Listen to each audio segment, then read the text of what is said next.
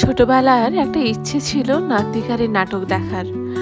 কলকাতার বাইরে থাকার জন্য তা সম্ভব হয়নি। এখন কলকাতায় থাকার সূত্রে তারই টানে নান্দিকারের আয়োজিত নাটক নবান্ন দেখতে চললাম। বাগবাজারের গঙ্গার ঘাট, স্নিগ্ধ হাওয়া, সবই পুরনো কলকাতার এক অপূর্ব ছোঁয়া। মা শারদার বাড়ি। নান্দিকারের পেজটা ফেসবুকে ফলো ছিল। তার সুযোগের অসৎ ব্যবহার না করে 1 মাস আগের থেকেই অনলাইনে টিকিট বুক করে নির্দিষ্ট দিনের কিছুটা সময় আগেই গিরিশ মঞ্চে গিয়ে হাজির হলাম। ওই যে মনের সুপ্ত ইচ্ছে ছিল কলেজ জীবনের, বিয়ের পর বরের হাত ধরে আজ সেই ইচ্ছে পূরণের দিন।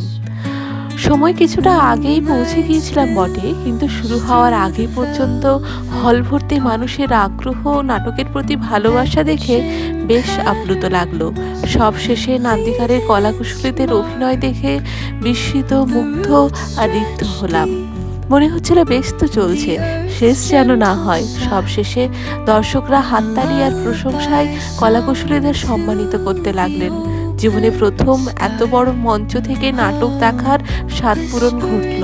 একরাশ মুগ্ধতা নিয়ে বাড়ি ফিরলাম।